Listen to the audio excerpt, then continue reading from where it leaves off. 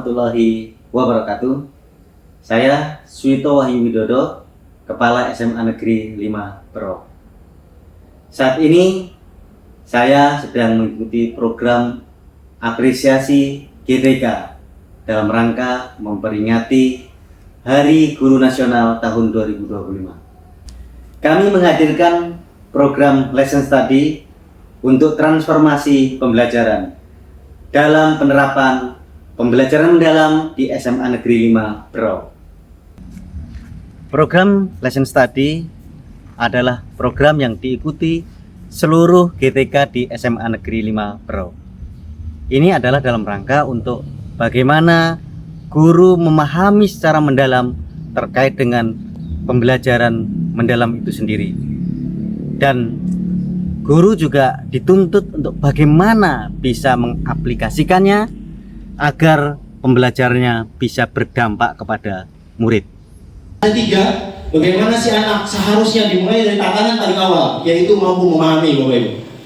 Di sini saat dia mampu memahami, itu artinya prinsip pembelajaran yang akan kita ajak, kita masukkan kepada anak kita adalah bagaimana mereka belajar secara berkesadaran. Sekolah dengan baik, sehingga dari hasil belajar mereka bisa memiliki pengalaman belajar berupa memahami, memahami, mengaplikasi dan merefleksi, sehingga mereka mampu mewujudkan profil lulusan yang satu, berkeimanan dan ketakwaan terhadap Tuhan Yang Maha Esa, dua, kewargaan, tiga, kreativitas. Program ini diawali dengan pengimbasan pembelajaran mendalam melalui in-house training. Kemudian para guru dituntut untuk bagaimana dengan pengimbasan itu bisa memahami secara benar terkait dengan konsep pembelajaran mendalam itu sendiri. Setelah mereka memahami tentang apa itu pembelajaran mendalam, mereka dilanjutkan dengan peer teaching. Mereka berkelompok, kemudian kelompok-kelompok itu didampingi oleh para guru yang telah mengikuti pelatihan program pembelajaran mendalam. Mereka peer teaching mempraktekkan apa yang mereka pelajari sesama guru. Nanti kita jelaskan di materi ya. Tahu senyuman? Coba senyum dulu semuanya. Tentu harapan kita tadi yang disampaikan oleh Pak Budi ada tahapan-tahapan pembelajaran mendalam yang ada di dalamnya ya, mulai dari prinsipnya sampai kepada pengalaman belajarnya, kerangka. Sebelum mereka melakukan atau melaksanakan open class, mereka terlebih dahulu melakukan pra observasi atau pra open class dengan melakukan coaching bersama kepala sekolah. Ya, apa kabar Pak Rizky? Alhamdulillah baik Pak. Ada yang bisa dibantu nih? Kelihatannya wajahnya tegang begitu. Betul Pak. Nah. Ini lagi tegang soalnya bingung nih. Kalau bingung soal tadi modul belajar, modul ajar yang tentang deep learning. Sekarang Bapak, saya mau nanya ke Bapak. Nah untuk modelnya saya pakai PBL. Problem based learning. Iya betul. Nah di sini saya ngambilnya materi kelas 11. Dia tentang perkembangan teori atom Pak. Kimia jadi bagus. Itu yang paling saya suka Pak. Iya betul. Dia tentang sejarah atomnya tadi Pak. Iya, benar. Nanti gimana caranya saya memahamkan ke siswa bagaimana tentang si perkembangan teori atom. Soalnya kan banyak nama-nama orang itu Pak. Iya. Nah susah-susah namanya. Nah sekarang saya mau tanya nih Pak Rizky. Kira-kira yang menjadi kendala Pak Rizky ketika menyampaikan tentang materi itu kepada anak-anak apa yang biasa mungkin sebelumnya Bapak ajarkan ke anak-anak? Nah, sebelumnya kan Pak ini kan pasti tentang perkembangan teori atom. Pasti kita membahas tentang sejarah segala macam.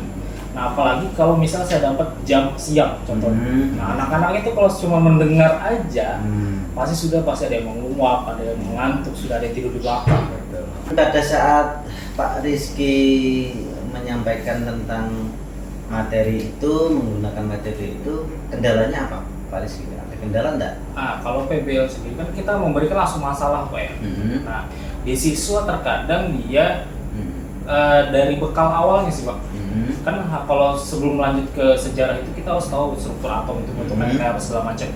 Kira-kira selain metode itu yang bisa untuk menggali masalah yang tadi Pak Rizky sampaikan ya, anak menjadi bosan, diberikan masalah tiba-tiba mungkin tidak punya semangat. Nah kira-kira ada metode atau cara lain nggak yang bisa digunakan untuk itu, untuk membangkitkan?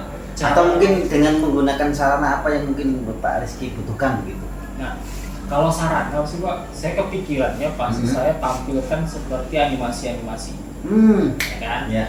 Nah, di permasalahan awal atau di pemantik awal itu saya kasih kayak animasi tentang kenapa HP itu bisa secanggih sekarang, ya kan? Saya sudah bisa menangkap poinnya, nanti yang bakal Pak Rizky sampaikan ke anak-anak itu problem learning, dan kemudian untuk membangkitkan semangat anak-anak, membantu anak-anak itu dengan bantuan animasi, termasuk mungkin juga ada video tambahan tadi ya. Oke, saya mendukung dan rasa-rasanya nanti di kelas juga ada alat bantu itu, misalnya Infokus itu nanti bisa Pak Rizky gunakan ya. Nanti Pak Rizky setelah kegiatan selesai tentu akan ada evaluasi dan juga refleksi ya terkait dengan apa yang sudah Pak Rizky rencanakan, dan saya sangat mendukung sekali dan idenya juga bagus, tadi juga berkembang. PBL tidak hanya sekedar apa yang ada di dalam textbook itu ya, memberikan masalah, tetapi tanpa memberikan motivasi kepada anak, memancing anak untuk bisa tertarik dengan masalah itu. Nah, tadi sudah bagus yang Pak Rizky kemukakan idenya dengan adanya animasi ya, yang kemudian itu bisa memudahkan anak memahami materi itu. Setelah itu kemudian mereka mempraktikkan di dalam real class, di dalam kelas-kelas real dengan open lesson atau open class. Kita baca doa dulu ya sebelum mulai pembelajaran hari ini. Tapi silakan dipimpin doanya nanti.